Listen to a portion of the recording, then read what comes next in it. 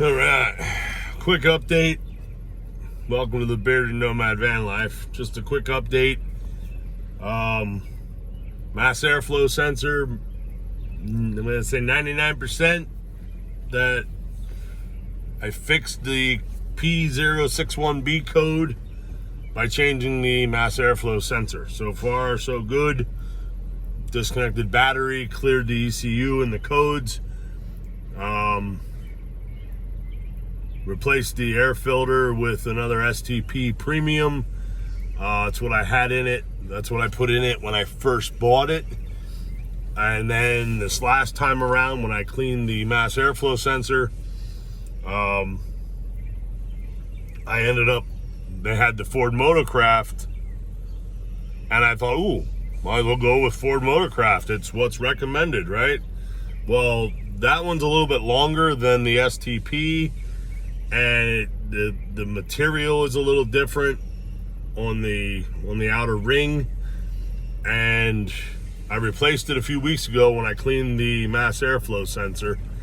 And when I took it apart yesterday, there was an awful lot of dust and dirt on the mass airflow sensor side of the air filter, which is not supposed to be. Now, it could have just been that it wasn't seated right, but I'm pretty sure, I mean, every time I put it back together, I've always gotten it together right any other time.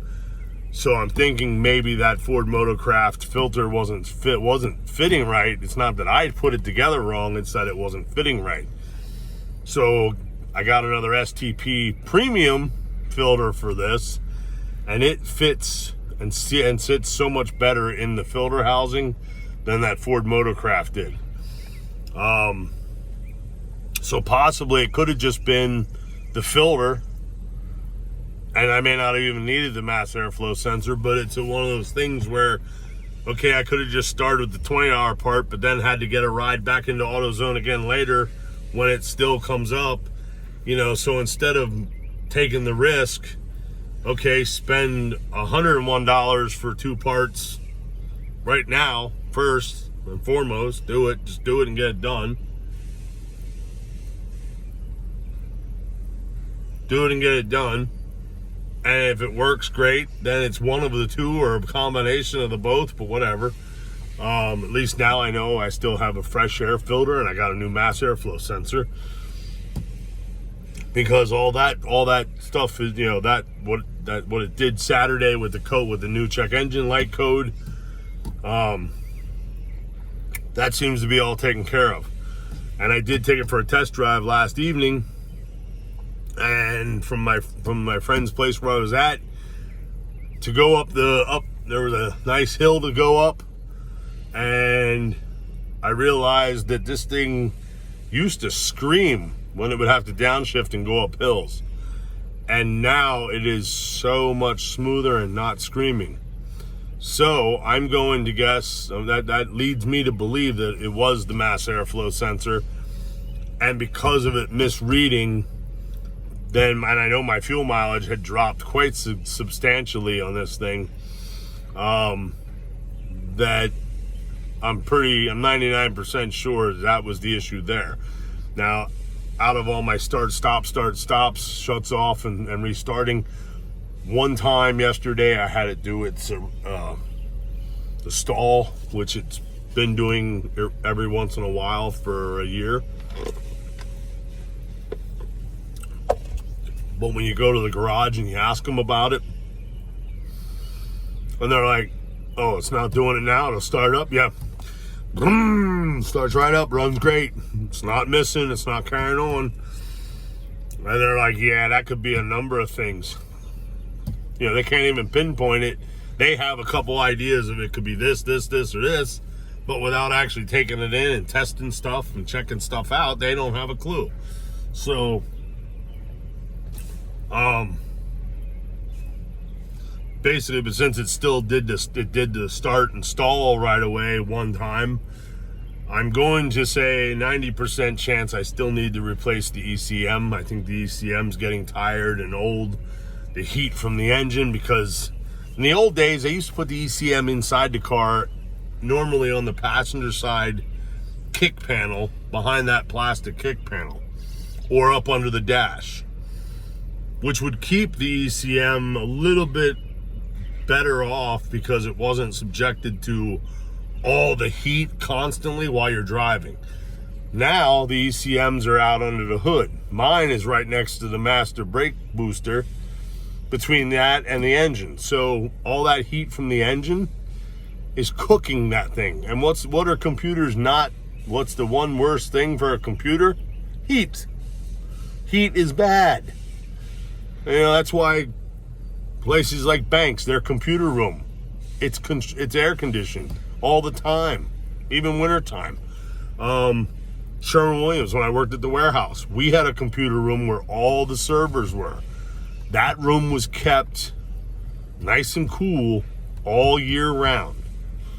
Hell, some of the big government computers, military computers, you know, in these buildings, how they got systems where there's actually like an antifreeze and a cooling system running through around the computers to keep them cool because they produce so much heat.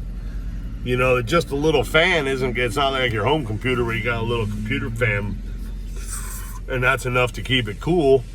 No, these things generate a lot of heat. Well, so do these, because, and like this one, I know mine, I'm pretty sure 99% that the ECM is also the PCM. It's all bundled into one computer brain, and they talk to each other, and then they talk to sensors on the vehicle, from the transmission and the mass airflow and the fuel pressure sensor and all that kind of stuff. It all talks to that computer. Well, that computer, there's like two computers in one, so now it's generating even more heat. And that came right from a guy that works at a Ford dealership that I saw on YouTube. And he even explained that. So that's common sense, and it makes sense. Because heat's not good for a computer. But they put the ECM up there, but it also then is subject, it's not getting splashed with water and chemicals during the wintertime, but it's still in the air. And in the air, it can get to that up front way quicker than it would if it was inside the car. So all of that combined, I'm pretty sure, like I said, I'm 90% sure I'm gonna replace the ECM, have it replaced, just because. You know, the last thing I need to do is in a year, you know, traveling across the country, and all of a sudden my ECM decides to go, and then I'm stranded out in the middle of the desert with no AutoZone around to order the part, or, you know, I don't want to be out in the middle of nowhere and then be stranded that bad. So it's best to just do it. Might as well do it. That way I know it's good to go for the rest of my life living in this van, dying of heart failure. So, yeah. So I do have to go stop at the garage. I'll probably do that tomorrow because now I don't have time.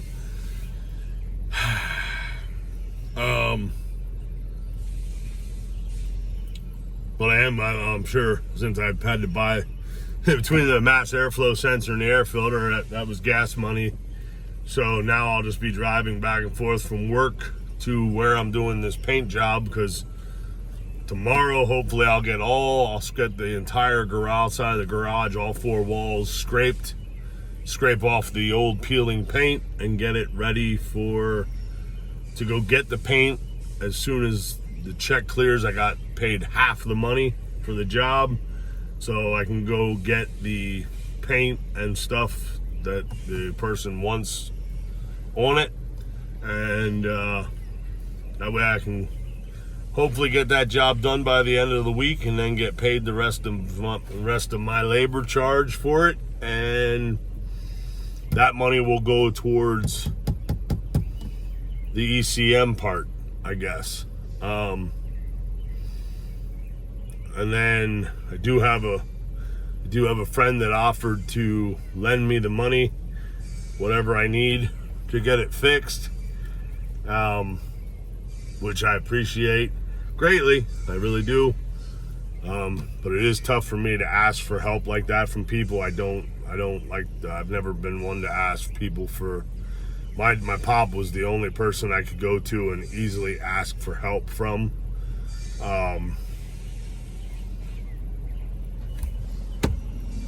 Miss you, Pop. But I do appreciate the offer, and I will take you up on that.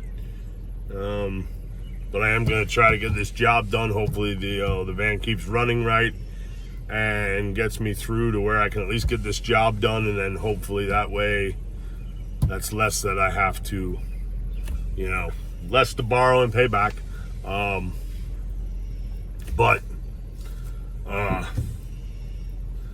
it's definitely put me, this weekend has shown me that I need to start knuckling down and putting money in savings,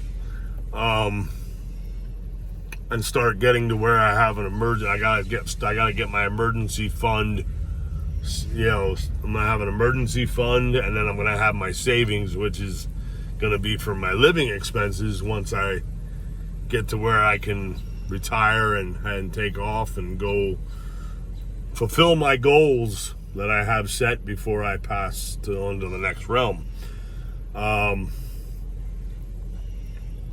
So I need to knuckle down and start doing that and stop spending frivolously on things.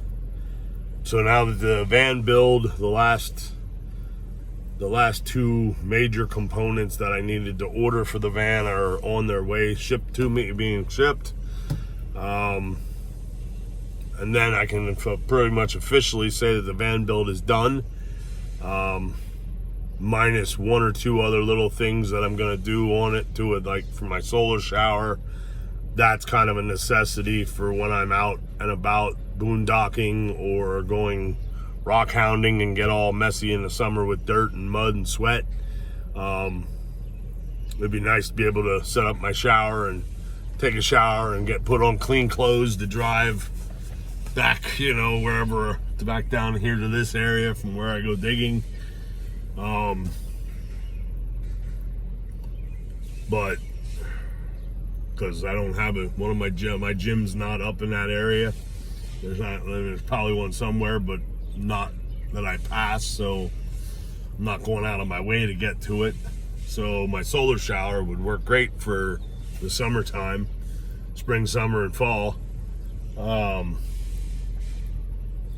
So yeah, that's pretty much the update on the van. It still has the original occasional stall issue. It still has that. Like I said, because I did it once yesterday after I replaced the mass airflow sensor. So being that it still has that issue, then I'm sure it's the ECM, and we'll go from. So now I know I'm just gonna have it replaced because that's probably anything after that, any other modules and parts will be way cheaper. So it won't hurt my feelings as bad. But yeah. So that's it for that. Little public service announcement. Something that I've dealt with before, and I'm really not going to go into details or anything, but just a public service announcement. Don't threaten people. Just because somebody split up with somebody, or because, just because it didn't work out for somebody, two people to, if people have gone their separate ways, there's no need to threaten somebody on somebody else's behalf just because you think you got some kind of special privilege. Because just for the record,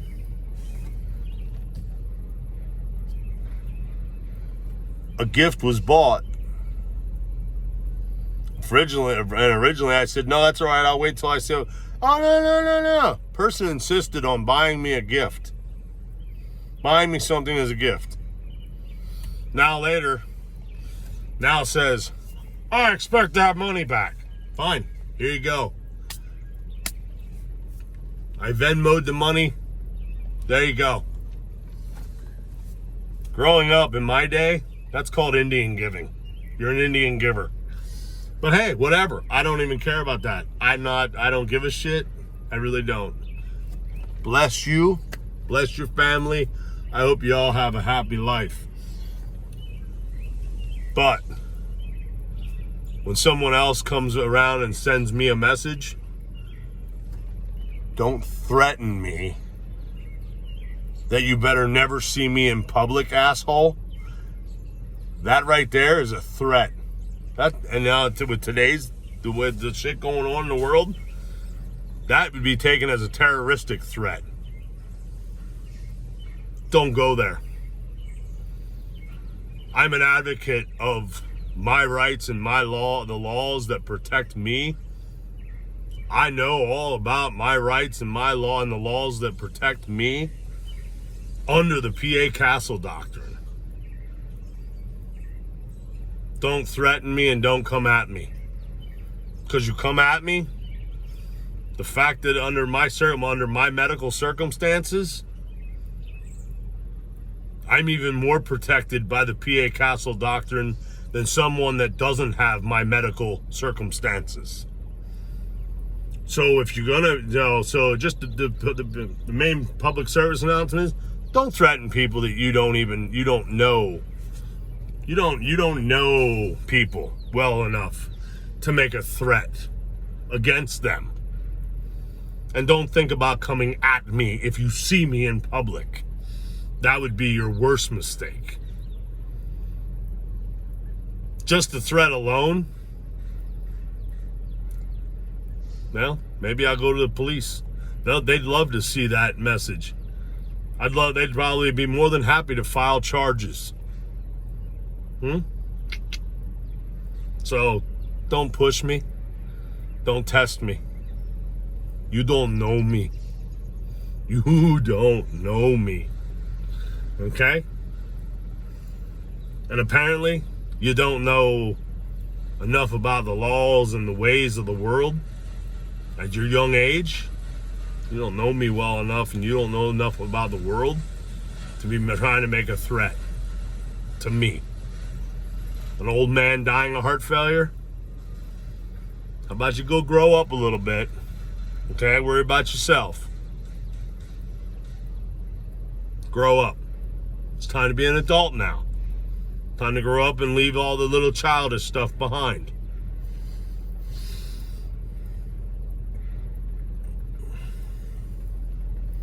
So, that's all I got to say about that.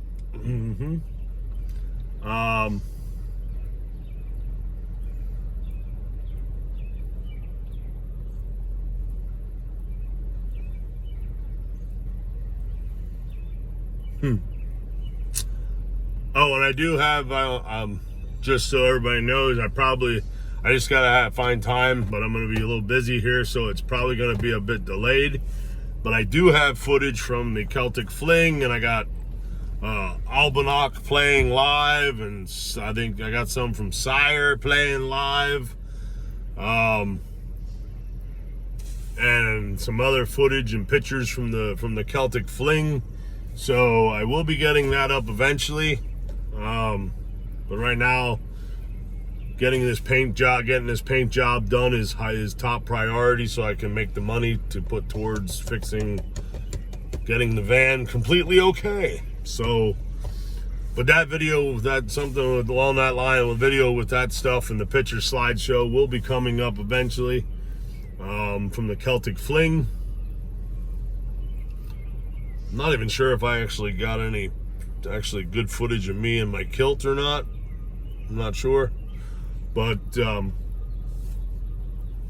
so, catch y'all on the next one, okay? Remember, fight for love, not hate. It's peace, love, and light. There's no need to be hateful, resentful, evil or mean. It's not going to get you anywhere in life.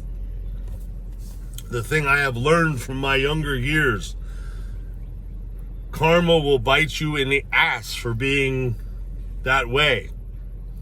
That's why a lot of my life has gone the way it has, is because karma has, because of the way I acted in my younger days. Now what I have learned is that it is about peace, love, and light. You will not always agree or get along with everyone, but that it doesn't mean that it gives you a right to be negative towards those people or be mean and nasty. If that was the case, then I should be so mean and nasty towards my ex-wife for what she did. But you know what? I'm not. I forgive her. I still love her. I will always love her. She was my wife. Even with what she did, I still love her, and I will to the day I die. That's what it takes to clean your soul and live a much better life. Just remember that. Catch y'all later. If you haven't subscribed, please do. If you have, thank you. And catch you on the next one.